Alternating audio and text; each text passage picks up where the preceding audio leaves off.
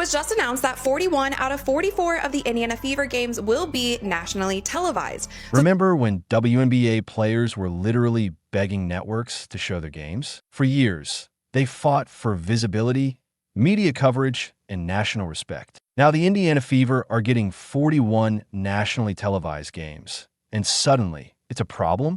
The hypocrisy is mind-blowing. The same voices that demanded more coverage are now complaining about too much coverage. But the numbers don't lie. Fever games with Caitlin Clark broke viewership records, selling out arenas and forcing venue changes. So why is success suddenly being treated like a betrayal? And you know what's also crazy?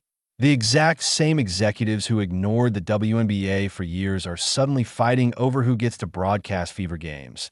And it's not because they suddenly care about women's sports. This is pure business, and business follows the money. Let me show you exactly why networks are falling over themselves to put Fever games on national TV. When Indiana faced Chicago last June, a staggering 3,300,000 viewers tuned in. Think about that for a second. Those numbers blow past what many NBA regular season games pull in. And this wasn't some fluke or one-time event. Playoff matchup against Connecticut. Nearly 3 million viewers glued to their screens. The WNBA All-Star Game featuring Clark. It shattered records with 3,440,000 viewers, making it the most watched WNBA broadcast in ESPN's entire history. We're not talking about good for women's sports numbers here. We're talking about numbers that are forcing executives to completely rethink what's possible in basketball broadcasting. What's really telling is how the Fever absolutely dominated the ratings charts. They claimed the top 4 most watched regular games of the entire season. The only broadcast that beat them was Game 5 of the finals,